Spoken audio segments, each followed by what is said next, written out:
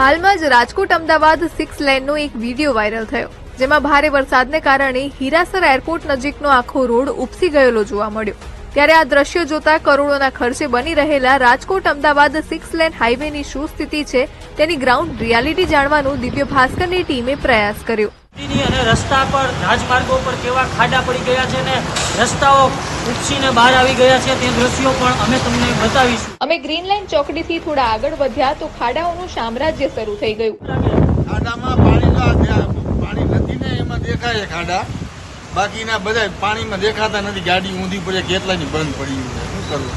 અમે ધંધો કરવો શું કરવો?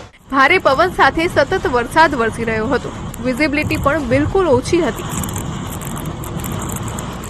જોખમભરી સ્થિતિ વચ્ચે અમે રાજકોટથી અંદાજે 12 કિલોમીટર દૂર સાત હનુમાન મંદિર પાસે પહોંચ્યા। અહીં નિર્માણાધીન પુલનું કામ ઘણા સમયથી બંધ છે।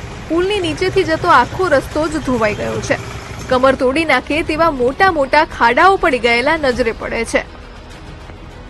તો આ દ્રશ્યો છે કુવાડવાથી રાજકોટ વચ્ચે આવેલા માલિયાસણ પાસેના, જ્યાં રોડ નહીં માત્ર કાંકરા જ દેખાય છે।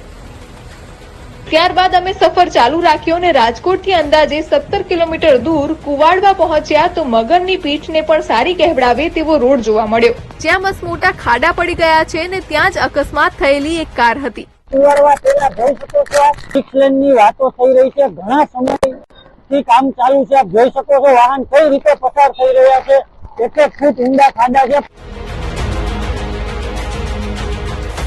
સવારે જઈ એક અકસ્માત થયો છે, આપ જોવો છો ગાડીની ડોકા ખાડાના કારણે જ અકસ્માત થયો હોય તેવી લઈને રાહદારીઓ કહી રહ્યા છે।